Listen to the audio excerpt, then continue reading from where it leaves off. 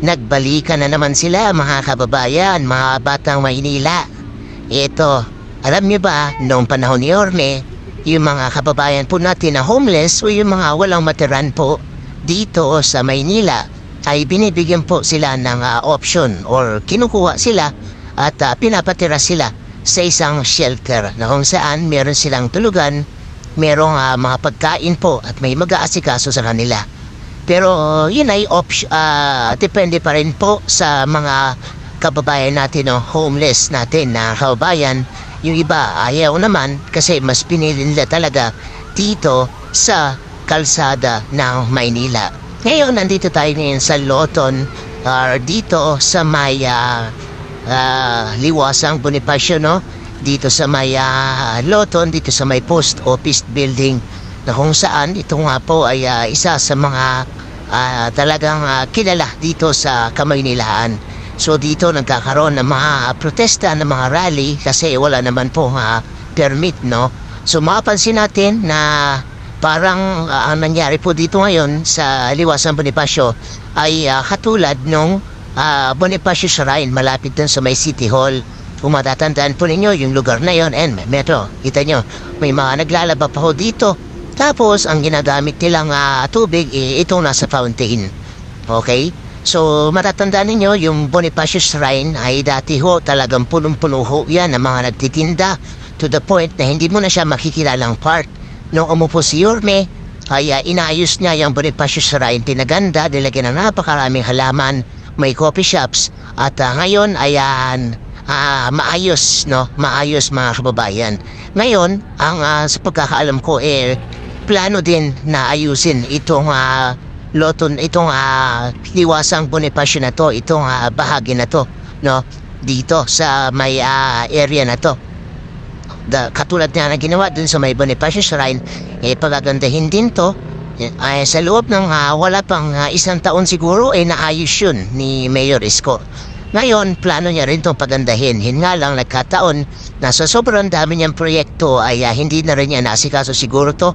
At siguro ay inaasahan niya na sa susunod na magiging mayor ng Maynila ay maisasaayos to.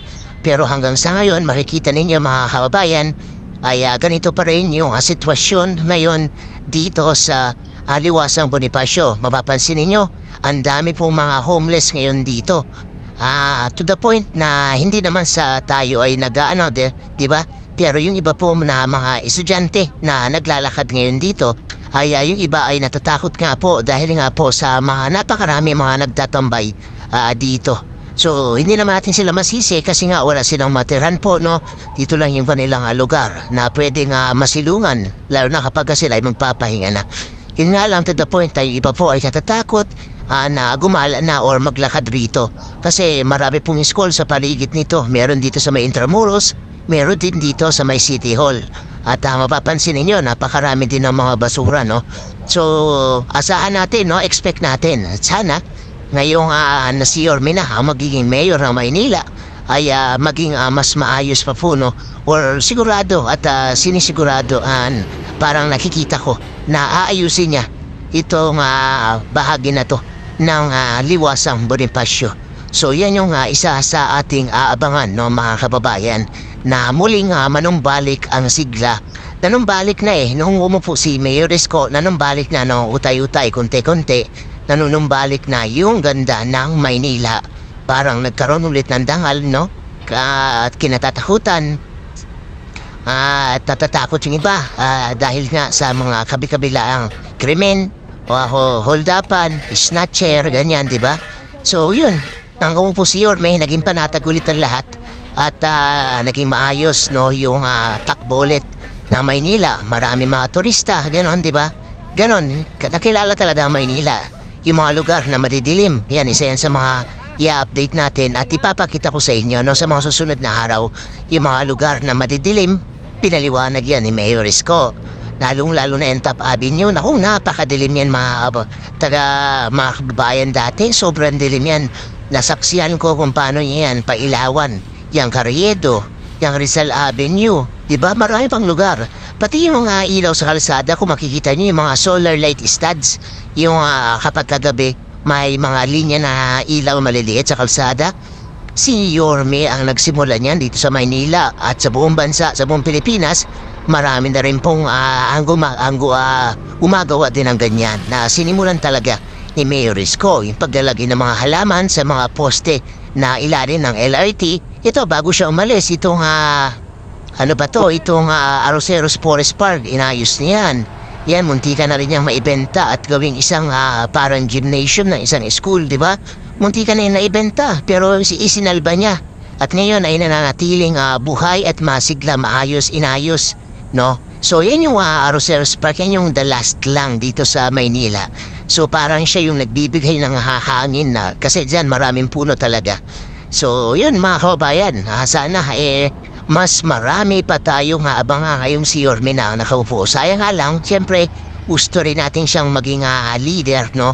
Hindi lang dito sa Maynila, kasi nga alam niyo naman, tumakbo siya ng pagkapangulo ditong nakaraang presidential election. Sa kasamaang palad nga lang ay hindi pa talaga siya ganon ka gusto ng ibang mga Pilipino, no? But ayun nga, darating ang araw sana, 'di ba? Tayo, full support tayo kay Mayor Isko, no? Dahil nakita natin na siya lamang talaga yung talagang nakapagpaayos dito sa Maynila sa dami na nanungkulan dito. Okay? So yun, ito, dadaanan natin to. Makikita ninyo to, June's Bridge. Saksi kami rito. Mula nung ito ay lagyan ng mga halaman, ayusin. Yan, kita niyo naman, no? O, diba? Meron pang bakod. Yan, saksi tayo kung paano niya inayos, pinaganda itong tulay na ito. Sa gabi, napakaganda nito. Pero hinga lang, minsan nawawala na rin yung mga ilaw dito, medyo matamlay na. Pero yan, kita nyo, no? Napakagandang lugar nito. Tatak Isko yan. Isa din ako sa mga saksi at nakita natin kung paano to inaugurahan, no? Inauguration nung time na ito ay isinaayos. So, talagang gumanda ho talaga ang Maynila, walang duda. Kahit kanino kayo, imagine yung kanyang boto, 600,000 mahigit, di ba? Ilan ang Manileño? Nasa 1 million. Siyempre, yung iba hindi naman dyan botante. Kaya talagang sobrang mahal na mga Manileño si Yorme Isko, mga kababayan, mga taga-Batang Maynila. Kaya wag natin siyang sayangin. Buti na lang at ang ibang mga taga-Maynila ay talagang marunong na pumili ng leader. Ayan. So, yung iba dito, makikita nyo, kung saan-saan na rin mga napaparking, di ba? Kalsada, yan. Kapag kasi Mayor Isko ay tuloy ng umupo talaga ng ganyang pwesto, asahan ninyo na magiging maayos na ulit ang takbo at daloy at mukha ng Maynila ay magiging bago ulit, no? Para sa iba. Yan, itong bahagi na to, naku, naabutan nyo. Isa rin to sa mga, hindi naman totally project ni Yorme, no? Pero sigurado kung inaprubahan niya to. Ayan. So, merong mga collaboration dito ng mga private company. Dati, naku, tambayan po ito ng kung sino-sino. Itong Plaza Yuchengo na to. Kita nyo naman kung gaano kaganda ngayon, di ba? Napakalinis, napakaayos. Ay, grabe. Bago siya umalis sa kanyang pwesto, ito yung isa sa kanyang mga ligasiya din na ipatupad, no? Naging maayos itong bahagi na to ng Plaza Yuchenko. Dito yan, sa malapit sa may Binondo. Ayan. So, tabi po to ng Ilog Pasig. Dati isang daanan lang to. Isang bangketa na puro basura ang iyong makikita. Napakatamlay.